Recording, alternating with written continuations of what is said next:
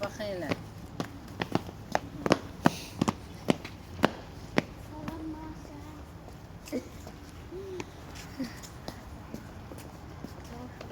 Bu kimdir? Aydı bu. O birisi nədir?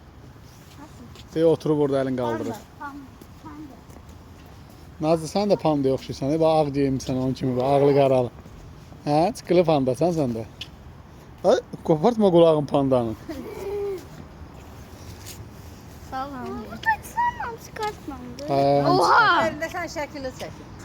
İki panda yan yana. İki panda yan yana. Orada tır da var, tüfəng də var. Görək ora nə tər işləyir. Gedək baxaq görək. Bura nədir? Hacıoğlu istirahət mərkəzi. Əyləncə mərkəzi, əyləncə. Mən tutacağım kameranı. Əyləncəsiz mərkəzi.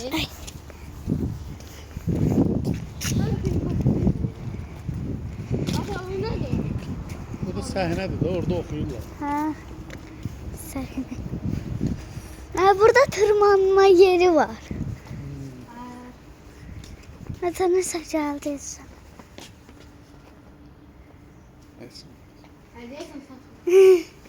Paşinyan şəklinə bax. Paşinyan şəklini bırakır. Paşinyan orada güllələyək. Gəlsin görək avtomatlar. Ayda bu da kartdır. Her şey kalktı. Kartla olmasaydı burada. Şöyle yerdik. Kukla götürərdim mən. Kukla götürərdin. Hə. Baxaq nə var, nə yox. Hayır. Tut bir daha mən yenə eləyim oradan. Nə eləyirsən? Şey orada, çək.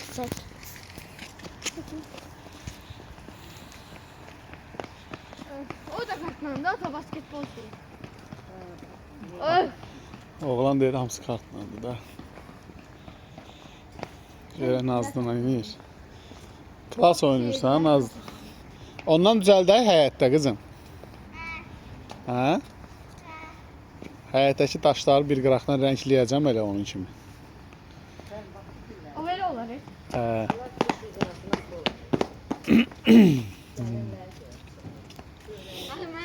O tır da şeyləndir, kartdır. Tez bax şeydir, tez yoxdur. Yoxdur. Heyf, Paşinyan orada. Daşla vura bilərik. Nə versin? Hə? Paşinyan şəklini daşla vursa olardı. Haydi. Çəkirəm. Nasıl ki? Özleyeyim.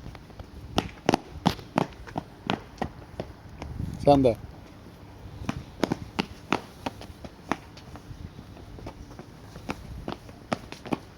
Nasıl değil ayağım?